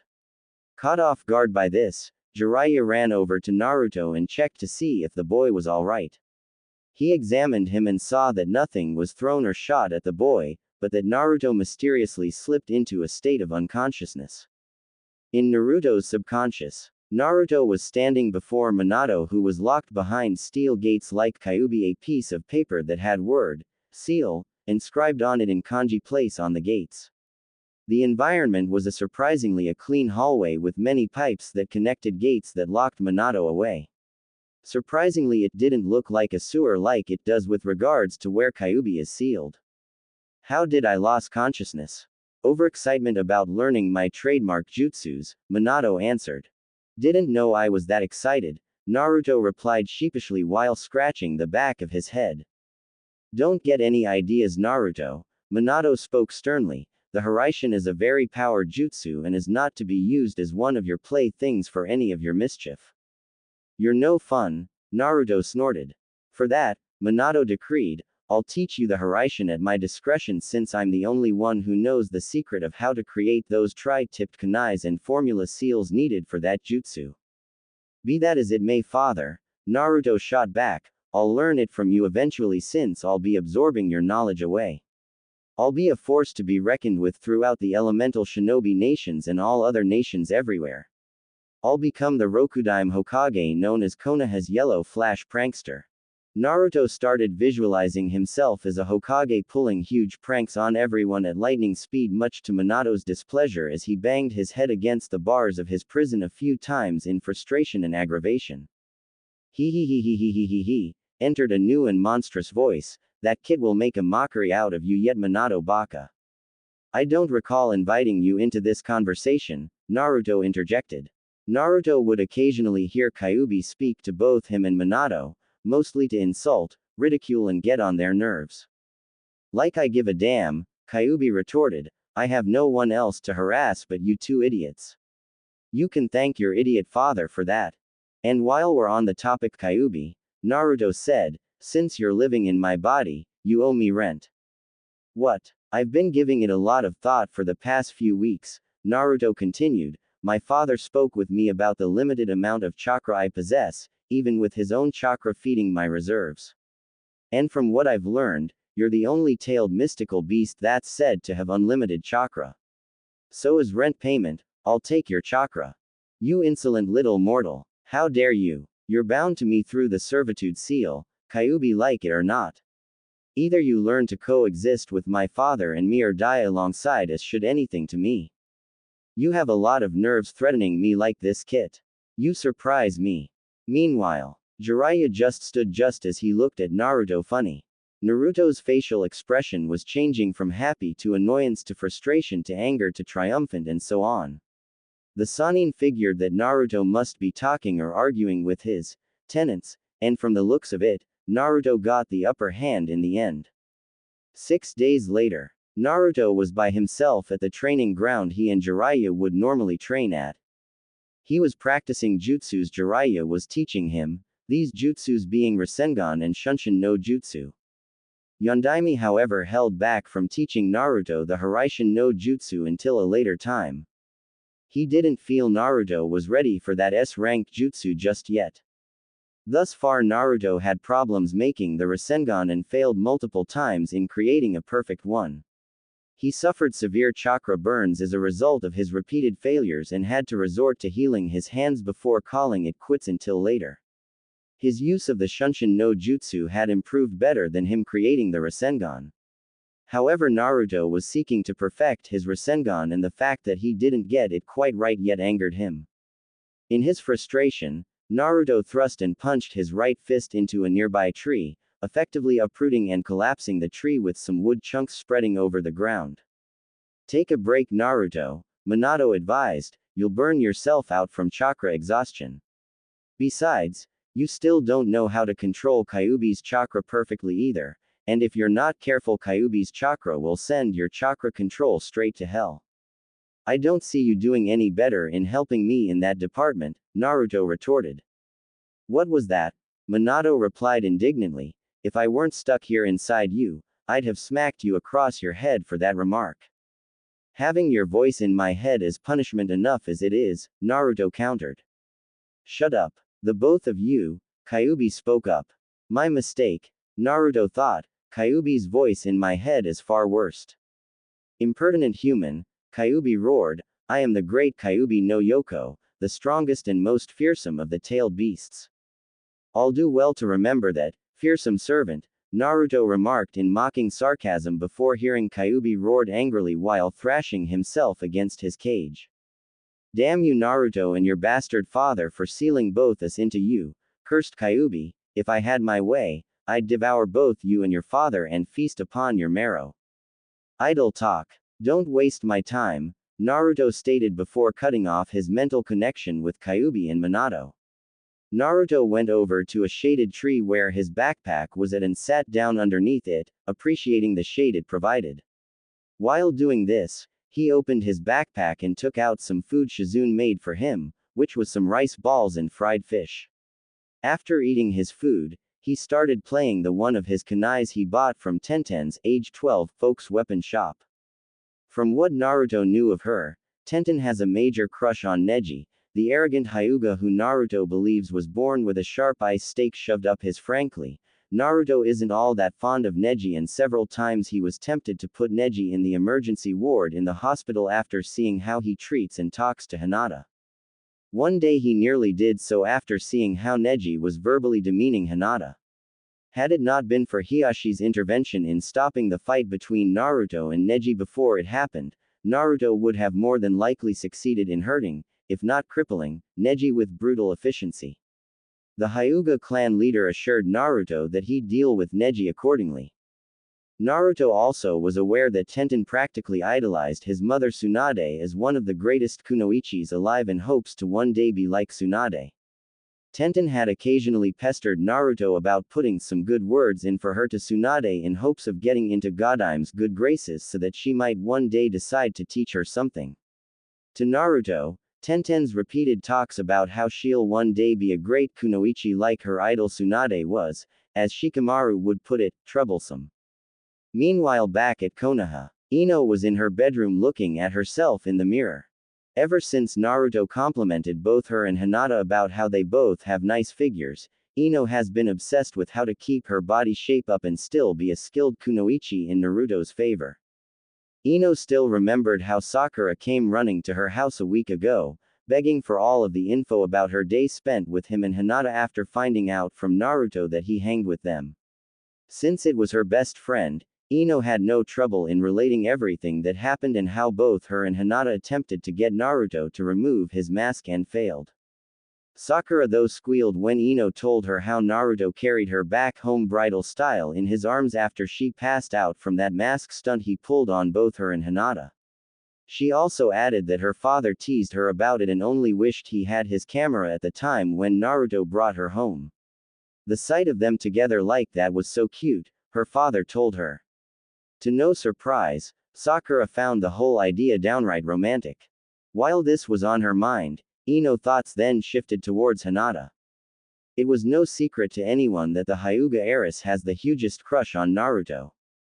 She practically liked him since day one during their early days at the academy. She wondered if Naruto was aware of this and liked her just as much. She shook the thought out of her head, not wanting to think that a girl like Hinata would pose as a challenger for Naruto's affections. Ino wasn't worried about Sakura, who was too into Sasuke. For what it was worth and what she saw for herself over the years and especially during her sparring match with Naruto, Ino felt that Sasuke didn't measure anywhere near Naruto's potentials and capabilities. With that thought in mind, Ino wondered if she measures up to Naruto's expectations as girlfriend material. She knew that Hinata would work towards that goal, especially after seeing the gradual changes in Hinata's character over the years as a result of her association with Naruto. With that realization in mind, Ino told herself that she'd have to improve herself in everything if she was to win Naruto over. Meanwhile, Hinata was walking about through the village in hopes to find Naruto. She wanted to tell him about how her training session with Hanabi went and how both Hanabi and herself have improved over the past few weeks. Kurenai, age 25, who's been like a mother figure to the Hyuga heiress, was happy to see how Hinata have changed from the closed-in, shy girl she used to be.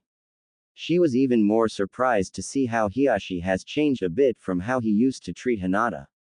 The rookie Junin wasn't sure how the changes were happening, but needless to say she was happy they were. While Hinata went on her way, two mysterious figures in black robes with red clouds drawn on the robes and ceremonial bamboo hats on their heads walked past her. She felt a cold vibe travel down her back, much to her fright. After a few moments, she turned and saw the two figures were gone, almost as though they were never there.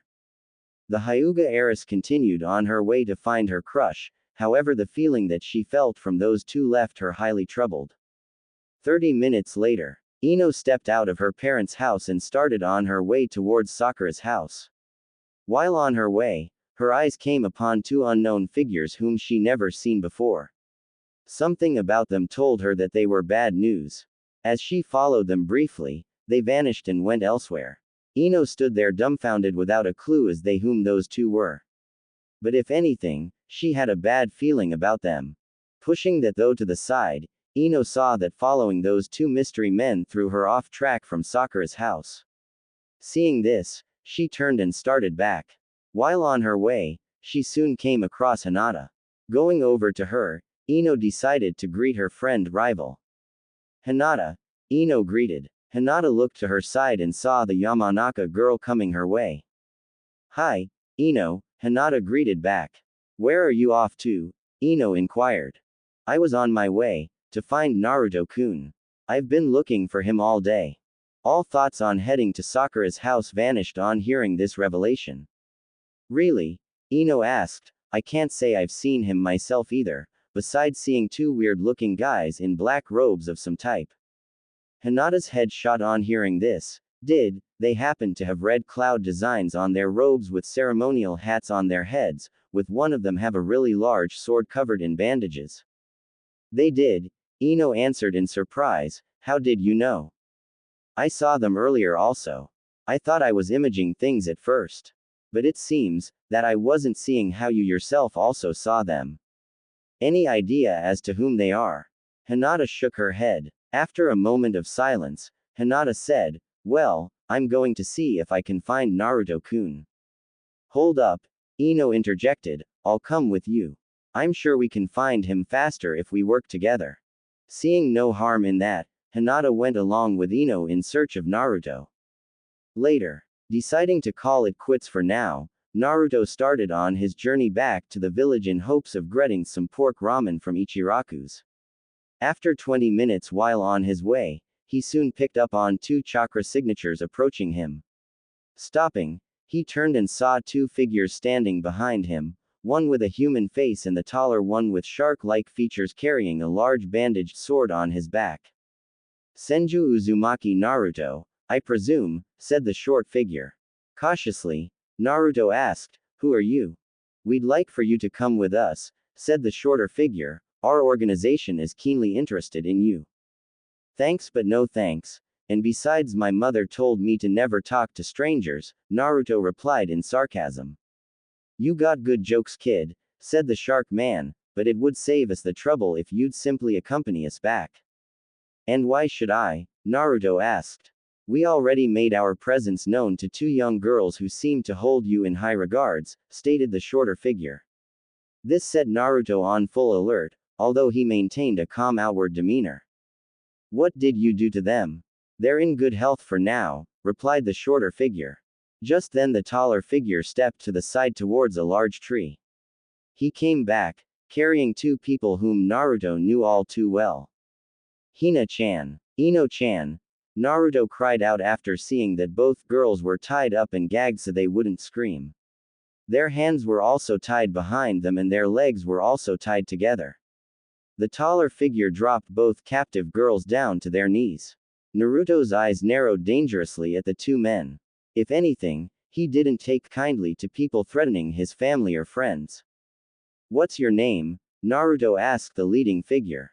Removing his hat, the figure allowed Naruto to see his fully developed Sharingan. "Uchiha Itachi, age 16. Naruto's eyes widened upon seeing the S-class criminal in front of him. He heard and learned many things about Itachi from Jiraiya and Kakashi, and he was aware of the fact that he was the one who slaughtered the entire Uchiha clan by himself at the age of 13. Itachi became one of the most hated figures in Konoha. Sasuke's detestable older brother, Naruto said with distastefully, the Uchiha prodigy. Itachi remained silent. The second figure moved his hat and also introduced himself, "I'm Hoshigaki Kisame. Another S-class criminal wanted for murdering a daimyo and many crimes in other villages and nations." Seeing that their forehead protectors had a gash across them meant they were also missing nins. Naruto though knew that those 2 men in front of him weren't small-time chumps and he wasn't about to underestimate them. At the same time though, he didn't want to jeopardize Ino and Hinata's safety. It went without say that both Hinata and Ino were afraid now. "We simply want you to come back with us without incident," Itachi said with a calm demeanor. Naruto knew this was a bad situation. He had to think of something and fast.